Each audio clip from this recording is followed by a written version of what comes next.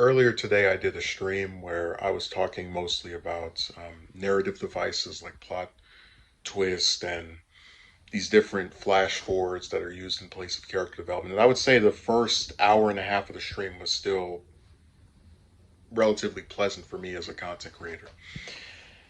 But as the stream went on, I had two users, both of whom I've seen before and one of whom I've seen at least 10 times, come and start writing this weird stuff about romance. Now, one of the users who we're going to talk about in this video has been swearing over and over again that he would not watch me. He was done watching me since March of this year. And we're now currently in November, close to being in December. So as you can see, that has clearly not been the case. And rather than make jokes, as I did during that stream, I'd rather talk about it because it needs to be addressed in a way that gets you to understand how disturbing I find it to have men be so upset about the love life of another man that they write paragraphs, and how bizarre it is to have someone who, in spite of how much they say they don't like this type of content, can't stop watching it, can't stop coming back. It's a real circle jerk of just weird behavior. So I hope you enjoy. Before we begin, I want to outline my position on romance, since there's a lot of men who like to misrepresent it. I was someone who wanted a date, but no longer believes that will be the case as a direct result of the repetitious, overdone, played out cycle of speaking to loads of women who don't reciprocate.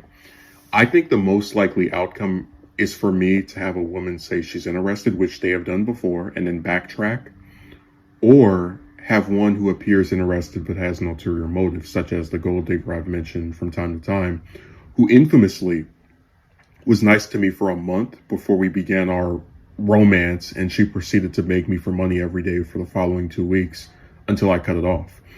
Nevertheless, if other men want to still talk to women, including ones I know in real life, it does not bother me. I couldn't care less about the love life of other men. I just wish I was shown the same courtesy. In March, I posted a video called Romance the New N-Word. A user who had never posted on my channel previously, by the name of Tony, wrote in the comment section, "Your complaining continues." He proceeded to engage in a back and forth with one of my mods until they stopped responding, at which point he begins writing comments towards me on the video. I can't address every single thing written by him without making this video multiple hours long. 2 days later, I do my usual Saturday stream where I read and address every ridiculous thing that he wrote. And then he, the person who apparently doesn't like my content, decides to show up, already contradicting himself. Over the course of this stream, he gradually becomes less antagonistic. So for the next few months, he appears on several of my streams. I'm not going to dig through each one for screenshots, but I will say that he seemed to strike a different tone. I know that at one point one of my mods was sick of him, but outside of that, it appeared he was done acting this way. In August, I had a user by the name of Trevor S. come to my stream and harass me with another user with regard to attacking me over my physical appearance. Later that week, I found out by virtue of returning to the March video that Trevor S. and Tony were one and the same. So Tony pretended to have made peace with me. And then when he decided to start trolling again, he changed his name so that I would think he was some new man with a bizarre fixation on me. Before we proceed, I want to mention that Tony/Trevor had an interaction with one of my mods, James, where he said he would not watch me anymore and even told him to watch him leave. This is a guy who kept saying he didn't like my content and kept coming back. When someone keeps saying they're going to do something and keeps not doing that, they become a parody of themselves, as though it's now a running gag for a boy like Trevor/Tony to say they don't like my content, but keep watching it anyway in spite of any pledge they made to cease checking it out. This past Saturday, while I was doing a stream that's entirely unrelated to women, as I'm discussing time skips and how lazy I believe they are in many instances, a user by the name of iWordGoku pops up and starts crying about my supposed lack of grooming. As he is being responded to by me and the rest of my chat, Tony/Trevor comes out of nowhere to back him up, stating, Justin, why is it so hard for you to understand a well-groomed man is more attractive to women? It's not that you can get with women with facial hair. It's keeping it in. I then watched for roughly an hour as two men wrote paragraphs about my facial hair in just a plethora of weird comments. I want to explain why the commentary on my grooming is a waste of time to take seriously. One of my favorite romance videos is titled "I've Been Criticized for Everything." And the point of that video was to show that when people want to blame a man for why he is not successful with women, they will take anything about that man, no matter how inconsequential it has been proven to be, and run with it as their fatal flaw. This is why in the video you can see people trying to allege that my personality or physical appearance or shirt or necklace or spectacles are the reason or some large factor in me being unable to get a partner or a date. Let's run with the hypothetical. Say I did this trimming, grooming thing that these men are talking about and still wasn't able to get with a woman. They would then accuse me of probably having said something weird or call me ugly. That's why there is no purpose in trying to appeal to Tony or Trevor or Nyazine, whatever the clown's name may be, because as long as I'm single, they will always have a problem with me. He also asked if I believe a woman with armpit hair is overweight, smells bad, has bad skin, has more of a chance than a slick, thick, well-taken care of woman with a nice petite figure. I've never seen a group of men, while discussing if they found a woman attractive, wonder if she has armpit hair and then state their refusal to date her.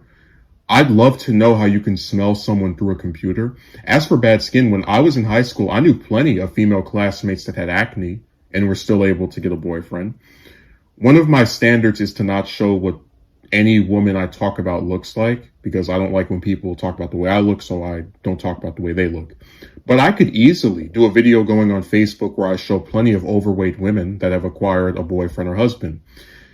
This question is so dumb because it functions on the premise that I said all women have equal chances of getting a man, and that men reject women anywhere near as much as women do men. Let's make this very clear. As long as we don't see groups of women talking about getting rejected by men for years, then there is no point for me to entertain the idea that women in general have to acquiesce to some series of standards to get the slightest romantic reciprocation from men. Read between the lines. Defending women this much has destroyed their minds. My favorite parts of his lengthy tirade during my Saturday stream are two things he posted that relate to one of the central themes behind me being fatigued from talking to women. The first one reads, "And also, James, just because you're well-groomed in shape, it doesn't mean you get a girl in 3 months or 6 or 1 year. It still may take a lot of years, but you just roll the dice." The other comment reads, "Justin, the silver lining in this situation is this. You have the rest of your life to find someone if you want to. There's no magic year or decade when it happens. If your dad met a woman at 21, it doesn't mean you will." My deconstruction of a date has been to define such an outing as going to a movie theater with someone for 2 hours, or sitting across from someone at a restaurant for an hour one night with no rules on having to engage in physical contact, or ever go on another one with that person or anyone else again. You don't become someone's girlfriend or wife when you go on a date with them. It's a one-night event that never has to be repeated again. For this reason, I believe it's absurd for a man to have to spend multiple years talking to such a large number of women that it begins to rival the amount of days in a quarter of a year. And really, you can only get the same result over and over, no matter what you do, before it starts to seem hopeless and akin to a waste of time. When Tony/Trevor writes that being well-groomed and in shape still doesn't guarantee you a girl after 3 or 6 months or a year, he is admitting two things. One, that this advice would not make a big enough impact to override the results that I've seen for years, which is the reason I wouldn't take it in the first place. Two, that he believes that a man is supposed to engage in a years-long arduous quest to get the tiniest bit of romantic reciprocation from a woman. For the second part of his nonsense, where he writes that there is a silver lining in me having the rest of my life to find someone, and that there isn't a magic year or decade when it happens, he is asking me to forego basic pattern recognition skills and accept this false hope not supported by any evidence other than nebulous feelings that a man who has never met me has about my love life. If every woman I speak to either rejects me regardless of what she said before or how long we spoke, or only agrees to date me due to an ulterior motive like the biggest gold digger in US history 5 years ago, what rational, logic-based reason would I have to believe it would ever change? And how is spending multiple years of your life talking to so many women that you lose count a silver lining? I really wouldn't be surprised if he meant to say it was bad and misused the word. It's like he prides himself on being ignorant. Another highlight of his appearance on this stream was where he pledged that he would say these things to my face. As oftentimes when people write nasty things to others online, it's because they know they won't face any consequences in real life that could come from addressing a person in this manner directly to them. I'm supposed to believe that a man who won't show his face while talking about the way someone else looks, and a man who had to change his username as to not be recognized as reverting back to his obnoxious childlike demeanor beforehand, would talk this way to me in person. He can't even turn a webcam, but we're supposed to believe he's brave enough to talk this way in real life. That's the joke of the season.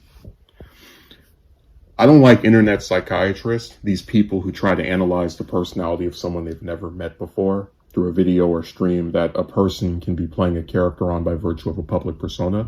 But since I do believe that once someone does something to me, they shouldn't have the plot armor of not having it done back to them, I'll come out and say it. I think Tony/Trevor is bipolar. My reason for believing this is because during the stream I did in March, 2 days after he wrote his weird comments on my video, and the other stream from this past Saturday, he has this weird progression of writing antagonistic stuff and then by the end of it trying to act nice. I can buy the idea that someone gradually begins to like a person or change their mind after disliking that person following several weeks or months, but not over the course of an hour and then going back to disliking that person just to have the same cycle repeat itself months later. I also want to briefly talk about the person he teamed up with on Saturday. I've seen iWord Goku before on a few streams, and he had never been as bizarrely antagonistic as Saturday and then Monday. So in making his face heel turn, he writes a lot of weird stuff about me in the romantic topic. The most notable was where he claimed that a man needs to have children to have a legacy, which is BS, and that most women want kids and a family. The reason this comment is dumb is because there are plenty of people who have accomplished achievements of renowned influence without having kids. The other reason this comment is insane is because he, with no evidence, claims that a majority of women want children when I can prove that a majority of women that I spoke to were not interested in doing this when directly asked if they would ever want a family, and that there have been historic increases in the number of people who don't want them. I still intend to do a video where I point out that every time a woman I know in real life has a kid, it's from a man she's not married to, and likely by accident, seeing as how they usually break up after having it. I wish I could say I was surprised, but when you consider that this is the same group of people who treat the prospect of going on a date with me like a cancer diagnosis, it makes a lot of sense why they wouldn't agree to something more long-term like marriage or having children. They don't want to do anything other than waste my time, which is why I avoid speaking to them. He also wrote that he bet I hadn't come close to talking to 1,000 women. I haven't, because that would be an extremely ridiculous thing to do. I'm not going to talk to 300 women. You shouldn't have to talk to 3 digits or 4 digits worth of women just to get a date. And if you do, then there's something wrong with them, because I've never heard of a woman having to speak to hundreds or thousands of men to get a date, because men don't have the ridiculous standards that almost no one can meet. And he writes this as if it's a normal thing. Oh, just talk to hundreds or 1,000 women. That's why I said this stuff has destroyed these guys' minds to where they think things like that are supposed to be normal. During my Saturday stream, Tony/Trevor wrote to me, "I'm the Joker to your Batman." He compared me to a superhero. Let's actually talk about Batman. The character of Bruce Wayne in most continuities knows multiple languages, fighting skills, is very intelligent and wealthy, and in general is an extraordinary person. These guys want you to be extraordinary for a bunch of women that don't have to do anything to appeal to you. And when you can't live up to their unrealistic fantasy, they lash out. And he's really creepy for watching someone he claims to not like for 8 months. But he's just another example of what's disturbing about these men. These men believe that I should be treated like a second-class citizen who performs extraneous acts to impress random women, who is never allowed to stop speaking to them after naturally getting sick of receiving the same results over and over again, and who should be blamed for their decisions, even if, as we pointed out, you would be blamed for your decision if the situation were reversed because you're part of a gender that doesn't have plot armor. These men want a repeal of the Emancipation Proclamation so that they can get me to perform some act of servitude. To paraphrase one computer clown, which I'm only doing because of how ironic his trash was, these men want women to be the only thing in your world, for you to be locked into something with them, and it'll serve them better to not expect so much from anyone. They took the idea of becoming romantically involved with a woman and removed anything appealing about it. I don't get a date or a girlfriend or a family. I get a bunch of women declining my advances repetitively, and a few weird men being obsessed with my love life to the point of nitpicking me over my appearance or personality as to justify these redundant, overdone choices. Those two patterns together make the idea of talking to more women lack incentive and really support the notion that there is nothing for me to gain by talking to them ever again.